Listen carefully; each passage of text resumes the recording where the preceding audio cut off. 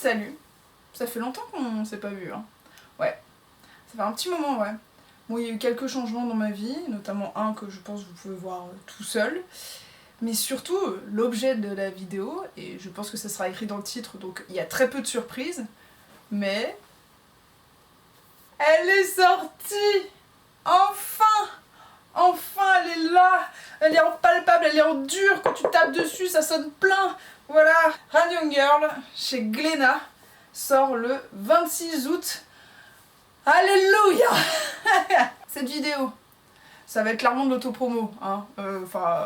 Vous en doutez un peu quand même, c'est ma chaîne YouTube. Mais surtout, je vais vous expliquer les étapes qui m'ont fait arriver de découvrir ce qu'est les Radium Girl à cette BD.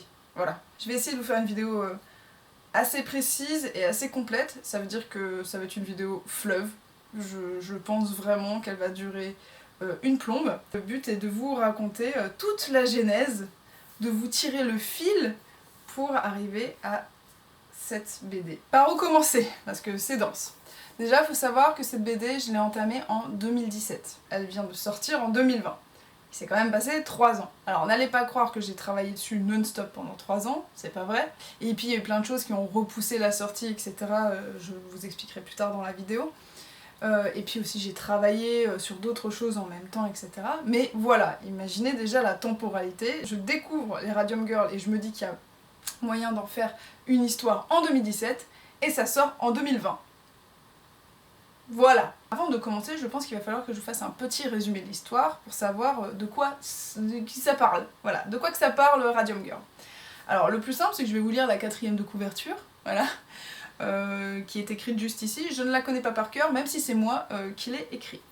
Donc je vous fais la lecture. La découverte du radium fait une entrée fracassante dans les États-Unis des années 20. L'élément miracle découvert par Marie Curie baigne l'Amérique de son aura phosphorescente. 1918, Edna Bolz s'installe aux côtés de Grace, Catherine, Molly, Albina et Quinta devant les établis du SRC. Elles vont y peindre minutieusement leur quota de cadrans de montre avec cette peinture si spéciale qu'elle permet de lire l'heure dans le noir. Lip, Deep, Paint. 3 mots, 3 gestes qui les mèneront à leur perte. Comme vous pouvez le voir, ça se passe dans les années 20. Et cette peinture si spéciale, elle est à base de radium, qui a été donc découvert par Marie Curie. Et il s'avère qu'une des propriétés, une des nombreuses propriétés du radium, c'est d'être phosphorescent dans le noir sans avoir besoin d'être chargé au soleil. En gros, la phosphorescence qu'on a de nos jours, on doit la charger au soleil et après elle est phosphorescente pendant un laps de temps. Le radium, lui, il est phosphorescent tout le temps. Voilà. Donc elles vont peindre ces cadrans de montre et ben ça va tourner mal assez rapidement pour elles. Je vais pas tout de suite vous parler du scénario parce ça va arriver plus tard dans la vidéo et il y a beaucoup de choses à en dire. Donc les Radium Girls, je les ai découverts au détour en fait d'un article qui est passé sur, je pense, mon feed Twitter et je suis tombée sur un article assez succinct en fait qui racontait l'histoire, mais tout de suite j'ai été très interloquée par cette histoire de folie, vraiment. Et donc j'ai commencé à lire un article, 2 articles, 3 articles en me disant mais c'est dingue quoi, ça a changé les lois américaines, leur combat a changé les lois américaines, mais elles ont complètement disparu. Et en fait vous allez voir que tout ceci est un concours de circonstances, comme souvent en fait tout simplement. Donc je m'intéressais à ça et il s'avère que à ce moment-là j'ai dû aller à la foire du livre de Francfort. Parce que j'étais mandatée par Lyon BD à ce moment-là. Et d'ailleurs, j'ai fait une vidéo sur cette foire du livre de Francfort. Alors, j'ai pas fait un vlog, mais c'est une vidéo où je raconte comment j'ai rencontré Angela Merkel. Donc je vais vous la mettre dans le petit i. Je vous laisse regarder ça après. C'est assez épique, on va pas revenir dessus. Mais bref, en fait, ce séjour de 5 jours à Francfort a été très dense et m'a apporté beaucoup de choses. En plus de ma rencontre avec Angela Merkel. Il s'avère qu'il y a eu 2 alignements de planètes au même endroit. Petit 1, je rencontre Guy Delisle, qui est un très grand BDiste, qui fait plein de BD géniales, notamment ses chroniques. Alors il a fait Chronique Birman, Chronique à Pyongyang, Chronique à Jérusalem, etc. Vraiment lisez-les, c'est vraiment génial. Il a fait d'autres choses, mais moi c'est ce que j'ai lu de lui. Et donc je discute avec lui, je lui raconte l'idée de ma prochaine BD, enfin voilà, on papote.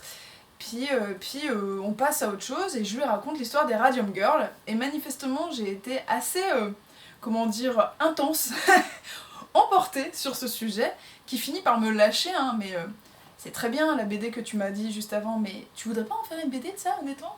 Parce que là, y a quand même quelque chose à faire. Et autant vous dire qu'on l'entend souvent, hein, quand on fait de la bande dessinée, des « Ah, tu voudrais pas en faire une BD et tout ?» Mais là, c'est pas la tante de Madame Michu qui te dit ça, c'est une personne qui s'appelle Guy Delisle qui te dit « Mais il y a moyen de faire un truc intéressant, non ?» Et je lui fais « Ah ouais, peut-être, ouais, ce serait peut-être intéressant, ouais. » Deuxième step, je pars, donc le séjour se termine, je vais sur le quai de la gare pour prendre mon train, et j'ai quelqu'un qui me tape sur l'épaule en me disant « Ah, salut, on se connaît pas, et tout, mais j'ai une copine là-bas qui ose pas venir te voir, et elle aimerait bien te dire quelques petits mots. » Je lui dis bah ok. Et donc je finis par aller taper la tchatch, et je tape la tchatch aussi à cet homme qui s'appelle Olivier Jalabert, éditeur chez Glénat. On discute et tout, on finit par prendre chacun notre place pour rentrer dans le même train, et son amie, Flore, salut, manifestement lui a fait un peu l'article de mon travail, ce qui a poussé Olivier à m'attendre à la sortie du train pour me dire « Tiens, voici ma carte, ton prochain projet, envoie-le-moi. » Et ben mon prochain projet c'était Radium Girl. Donc quand je vous dis l'alignement des planètes est quand même assez magistral à ce moment-là, surtout qu'en plus la phrase de Guy me tournait un peu dans la tête. Sur tout le chemin du retour, j'ai commencé à essayer de m'échelonner une histoire, et puis bah là c'était parfait. Alors attention, c'était pas non plus hyper simple, parce que je vais vous donner des étapes d'après de comment ça s'est passé. C'est bien mignon d'avoir une idée, mais même si un éditeur vient te voir en disant ton prochain projet, tu me le proposes, ça veut pas dire qu'il va te signer. Ça veut juste dire, propose-le-moi. Quand tu fais une bande dessinée, quand tu veux donc monter un projet, il faut faire un dossier. Il y a plusieurs choses à faire dans le dossier. Je vous linkerai une vidéo qui explique très bien de Marie Spénade sur comment faire un dossier. Et donc j'ai dû commencer à m'atteler à faire ce dossier. Donc j'ai écrit un début de synopsis, un début de scénario, voilà. Enfin, surtout avant ça, j'ai surtout dû me bouffer de la doc, en fait, parce qu'on peut pas se lancer comme ça, surtout sur l'historique. Donc j'ai lu pas mal d'articles, j'ai lu des livres qui parlaient des Radium Girls, notamment un qui est très important que je vous mettrai en lien parce qu'il a un nom à rallonge. J'ai lu des coupures de journaux, je me suis intéressée aux personnages, enfin aux personnages. C'est des personnages moi, mais c'est des personnes dans la vraie vie. Donc voilà, donc tout ça en fait, il faut rassembler de la doc et commencer à faire une trame. Alors moi je pense qu'il me semble que j'ai mis 2 mois à mettre en place le dossier. C'est très long. C'est très long surtout quand t'es pas payé. J'ai élaboré les planches, il faut chercher le médium avec lequel je voulais faire, parce que Radium Girl, que j'ai dessiné ici, est au crayon couleur aquarellable.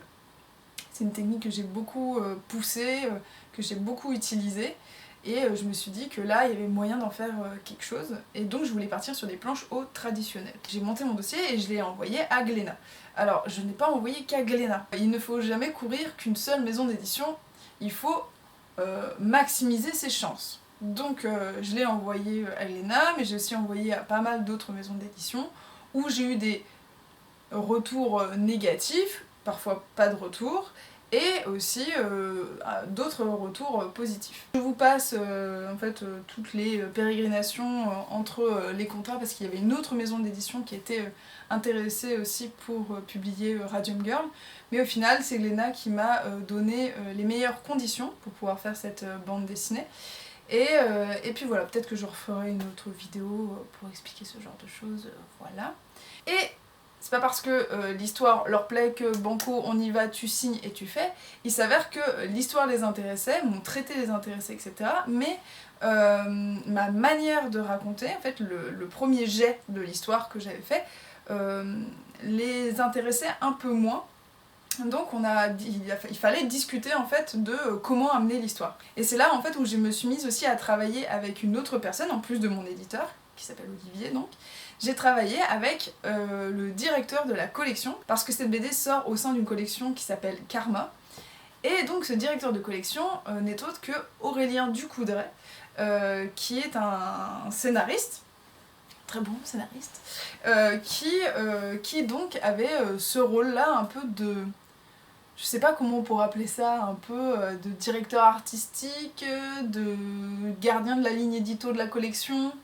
C'est un peu compliqué d'expliquer ce qu'est un directeur de collection, mais voilà, pour moi c'est un peu ça. En fait, il donne la teinte de la collection. J'ai beaucoup discuté avec Aurélien Ducoudray sur le scénario. Donc on en arrive au premier point, le scénario. Il s'avère que moi, à la base, j'étais partie sur de la biographie pure. Ça veut dire que je suivais une des héroïnes qui s'appelle Grace, je faisais venir à l'intérieur les deux autres filles, et j'étais un peu sur une espèce de trame linéaire comme ça, en me disant bah voilà, on va suivre ce personnage. Et en discutant avec Aurélien, il me disait écoute, moi la biographie pure, ça m'ennuie un peu, je pense qu'on pourrait aller plus loin et ailleurs. Et il s'avère que il avait raison, parce que au bout de 1 heure au téléphone avec lui, j'ai pris mon scénar de base que j'avais entièrement tapé, je l'ai entièrement sélectionné, je l'ai supprimé pour repartir à zéro, mais avec entrain, hein. On m'a pas mis le couteau sous la gorge du tout. Donc j'ai repris entièrement le scénar, un peu en ping-pong. Aurélien a eu l'énorme qualité de me proposer sans m'imposer. Et donc une fois que j'ai la structure de l'histoire, je peux enfin me mettre à faire ce que j'aime, qui veut dire dessiner. Alors je dis dessiner, en fait c'est pas vrai, pas tout de suite. Parce que avant de se mettre à dessiner des cases et faire de la bande dessinée telle que vous l'imaginez, il faut faire ce qu'on appelle un découpage. Ça veut dire que tu prends le texte que tu as fait, donc moi c'était le texte complet. C'est-à-dire qu'il y avait le scénario avec toute l'histoire, avec tous les dialogues, etc. Donc c'était vraiment des blocs. Et donc après, tu prends, t'imprimes et tu fais, bon alors ça c'est 1 page, ça c'est 2 pages, ça c'est la page, ça c'est segmenté, ça il va y avoir une pleine page avec ça. Enfin voilà, donc tu découpes le texte et après tu dois faire un découpage en cases. Et là, en fait, il faut que tu te dises, ok, donc cette bulle-là, elle sera dans la case en haut à gauche, ça je vais mettre une case comme ça, etc. Ça peut être assez laborieux. Honnêtement, moi je pensais que j'allais plus galérer que ça, mais en fait j'ai tellement été entre guillemets frustrée d'écrire ce scénario en ayant plein d'images en tête. J'avais l'impression d'être un élastique tendu, et au moment où j'ai commencé à poser sur le papier en fait l'histoire, schlac, enfin c'est comme si on avait relâché l'élastique, et j'ai fait le découpage en un temps record. C'est ce que je disais à Aurélien, genre j'ai fait le découpage en 1 journée, en fait quasiment 120 pages.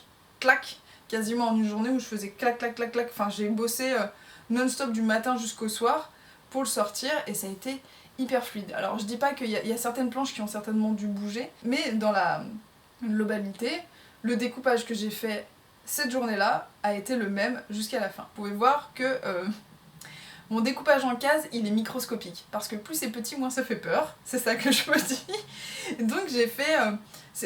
vous pouvez voir l'urgence dans laquelle j'étais pour pouvoir sortir les planches. J'avais envie, en fait, c'était une urgence de lâcher la frustration, en fait. Et donc tout est petit, tout est mélangé, etc. Et vous allez vous dire, mais comment tu peux t'y retrouver ? Je m'y suis retrouvée, je m'en suis sortie. On passe au croquis. Alors là, toute la partie rough et croquis, je les ai faites sur l'iPad en numérique, parce que c'était beaucoup plus simple pour moi, pour avoir les refs à côté, pour pouvoir parfois prendre des photos, parce que j'arrivais pas à faire une position et la basculer sur iPad. Ça permettait aussi cet avantage non négligeable qui est le retour en arrière. Ça on adore. Donc je faisais les croquis et le passage au cerné. Il faut savoir que entre temps, voilà, avant de faire le passage au cerné, j'ai des validations en ping-pong avec mon directeur de collection et mon éditeur. Il fait chaud. Hydratez-vous. Après tout ça, parce qu'au final, on a beaucoup travaillé quand même, hein, mais il n'y a pas encore une planche de fini. J'ai pu passer au crayon de couleur. Alors, pour passer au crayon de couleur, il a fallu que je fasse un truc pas très écologique, mais vous me pardonnerez. J'ai dû imprimer l'intégralité de ma BD au line, donc dans cette bible. Donc là, vous avez l'intégralité de la bande dessinée au line noir pour pouvoir après la passer en table lumineuse pour pouvoir la passer au crayon de couleur. Donc je suis ensuite passée au crayon de couleur et j'attendais ce moment avec impatience mais aussi avec appréhension parce que forcément là tu rentres dans le dur. Alors déjà on était rentré dans le dur avant mais là en fait tu rentres dans le dur où le CTRL Z n'existe pas et surtout tu sais que là c'est un tunnel jusqu'à la fin des 120 planches et c'est très long hein, quand même, 120 planches, c'est beaucoup quand même. Ça en devient quasi physique parce que il faut savoir que cette technique au crayon couleur c'est une technique de superposition de pigments. Sur certaines planches il y a jusqu'à 5 couches de pigments pour pouvoir donner des sous-teintes différentes à chaque case et il faut savoir aussi que j'ai un camailleux de couleurs là-dedans qui est d'une dizaine de crayons de couleurs différents maximum. On n'est pas à plus de 10 crayons de couleur sans compter entre les violets et le bleu. Je compte pas le vert radium dedans. Là j'ai 2 crayons vert radium, on va dire il y a 12 crayons de couleurs différents maximum pour toute la bande dessinée. Et il faut savoir que le tradi c'est physique. Eh oui, parce que quand tu mets 5 couches de pigments avec des crayons de couleur et que tu dois forcer dessus, parce que moi j'y vais comme une brutasse, hein, genre mes planches elles ont leur grammage de pigments déposé dessus, j'avais même des douleurs aux bras, aux articulations, je devais faire des étirements. C'est à ce moment là où je me suis mise au yoga parce que j'avais mal partout. Comme je vous disais, je fais les planches et là c'est un peu un tunnel, ça veut dire que là où avant quand je bossais en numérique je pouvais aller coworker, bosser chez des potes et tout, là je suis vissée à ma table à dessin. C'est très compliqué de bosser au crayon de couleur avec tes planches, ton matériel, dans des trucs de coworking ou chez des potes. Là t'entames une bonne session d'ermite, tout simplement. Et ce qui m'a sauvée, littéralement on peut le dire, c'est mon arrivée sur Twitch. Vraiment, ça a été un plaisir de dessiner ces planches. Alors je j'étais pas constamment en live sur Twitch, mais vraiment ça m'a permis de tenir la cadence, de tenir aussi moralement. Donc Twitch, si vous connaissez pas, c'est un site de stream à la base jeux vidéo, mais il y a toute une partie art. Et donc en fait les auteurs, les autrices peuvent, et même aussi des néophytes, c'est pas que des pros, peuvent filmer leurs dessins, leurs planches, leurs avancées en même temps et en même temps discuter avec des personnes qui sont dans le chat à côté. Et vraiment en fait ça m'a vraiment permis de pas être seule face à moi-même. Et arrivé à la moitié en fait des planches, donc au bout de 80 planches, il s'avère que j'ai envoyé à Glénat mes planches pour le scan. Alors ça aussi ça a été c'est quelque chose d'assez compliqué. J'ai fait des tests en fait avec mes planches sur mon scan pour voir ce que ça allait rendre. Et scoop, mon scanner est tout pourri et ça rendait rien, ça me défonçait les couleurs. Mais de toute façon c'est pas grave parce que Glénat en fait en interne avait me donné la possibilité d'aller scanner sur un scanner pro en fait mes planches par un pro en plus parce que c'est un métier aussi. Alors je ne sais pas du tout si c'est comme ça pour les autres maisons d'édition parce que j'ai jamais bossé vraiment en tradi avec d'autres maisons d'édition, mais en tout cas chez Glénat j'ai envoyé mon premier paquet de 80 planches en serrant très fort les fesses, très fort, voilà, à la maison mère de Glénat pour qu'ils me fassent des scans de haute qualité, etc. Et le jour et la nuit. Clairement, entre mon scan PT et le scan de la partie repro chez Glénat, et voilà, en fait, il y a le gap du professionnalisme et de la qualité de la machine. Et là, vous vous dites, ça y est, c'est fini. Ah non, toujours pas. Parce que quand t'as les scans, il faut cleaner le scan, parce qu'il y a toujours des pétouilles sur le scan, sur des trucs que j'ai fait, par exemple des cases qui ont été remplacées, des choses comme ça. Donc moi, il faut que je retraite l'image, et puis après, il faut que je place les bulles et les textes. Je fais pas partie de ces dessinateurs qui placent directement les bulles. Il y a vraiment plusieurs écoles sur ça. Il y a même des dessinateurs et des dessinatrices qui écrivent les textes dans les bulles directement sur les planches. Alors moi, jamais de la vie, pour la simple et bonne raison que je fais des fautes d'orthographe à tous les mots. Et aussi les placements des bulles, moi je sais que je les ai réfléchis hein, parce que les placements des bulles ils sont pas hasardeux hein. Sur les croquis, les placements des bulles sont déjà placés. Je compose ma case en ayant conscience de ces bulles. Il faut toujours composer sa case en ayant conscience des bulles. Mais par contre, sur mes originaux, je me voyais pas en fait mettre des bulles. Enfin, j'imagine pas, enfin, j'arrive pas à faire ça comme ça. Donc il fallait que je place les bulles et que je place le texte dedans. Il fallait que j'écrive aussi dans les bulles. Donc il faut savoir que la typo dans les bandes dessinées, c'est très important. Globalement, la typo, c'est très important tout court. Donc c'est des questions à se poser. Quelle typo utiliser dans ta bande dessinée? Je pense que je vais finir par en faire une vidéo complète parce qu'il y a vraiment beaucoup de choses à en dire de la typo dans les bandes dessinées. Donc moi j'ai pris le pli de écrire à la main toutes les bulles.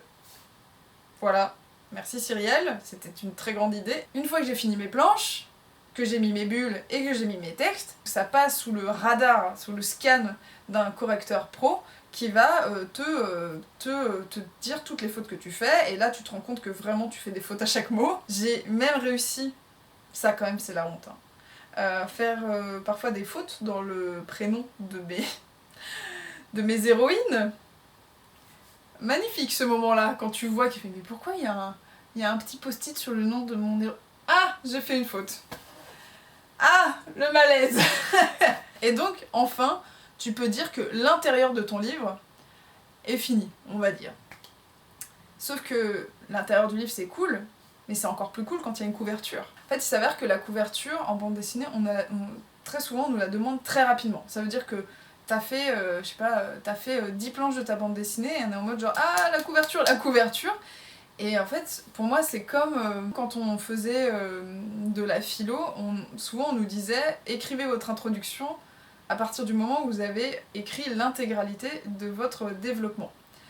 Pour moi, la couverture, c'est l'introduction de la bande dessinée, et c'est très très dur pour moi de sortir une couverture quand j'ai pas fini en fait, complètement la bande dessinée et que j'ai tenu. En fait, il y a les personnages, il faut que tu les tiennes aussi, et souvent à la fin de ta bande dessinée, tes personnages ils ont pris corps quoi. T'es attaché viscéralement, et donc c'est le meilleur moyen de faire encore meilleure couverture quoi. Ça allait parce que dans ma chance c'est que j'ai fait ma bonne Hermione, j'étais très très en avance par rapport d'ailleurs ça m'a joué des tours au bout d'un moment, mais j'étais très très en avance par rapport à la deadline, donc j'ai pu sortir une couverture et la première V1 n'était pas du tout la couverture actuelle. J'hésite vraiment à vous la montrer parce que j'ai pas du tout envie d'entendre ah là là, je préférais la couverture d'avant et pas cette couverture, voilà. J'ai pas envie d'entendre ça, donc en fait, je pense que je vais pas vous la montrer. Tout ce que je peux vous dire, c'est que elle était beaucoup plus grave, en fait, beaucoup plus...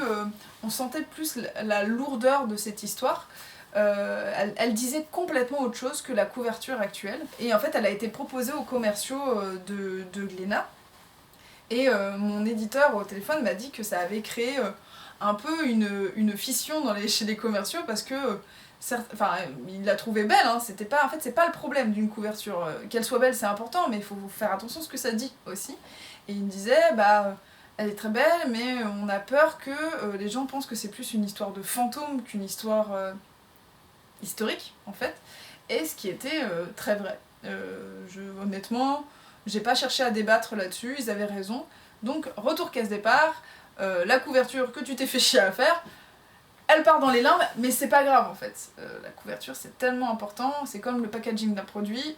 Si tu fais un packaging de merde, ton produit, il y a de fortes chances qu'il ne se vende pas. Donc j'ai fait de nouvelles recherches pour la couverture et je suis tombée assez rapidement sur celle-ci qui est vachement plus lumineuse que la première que j'avais proposée et qui en fait s'intéresse à toutes ces filles et surtout au côté lumineux des personnalités de ces filles qui en plus c'est vraiment ce que moi je ressens d'elles, parce que mine de rien je suis très attachée à ces 6 filles qui ont jalonné les 3 ans de ma vie.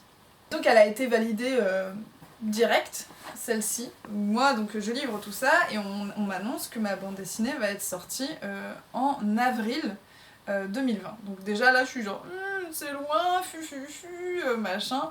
Mais en fait c'est le deal, et c'est surtout, c'est parce que aussi, il y a des calendriers déjà de sortie chez Glénat et même chez toutes les maisons d'édition, hein. C'est pas parce que ta BD elle est finie qu'ils la sortent. En fait il y a des calendriers à tenir et un échelonnement, ça nous paraît logique, mais quand on est nous et qu'on a bossé depuis 2 ans dessus, et ben on a envie qu'elle sorte tout de suite. Et puis on arrive tranquillement à mars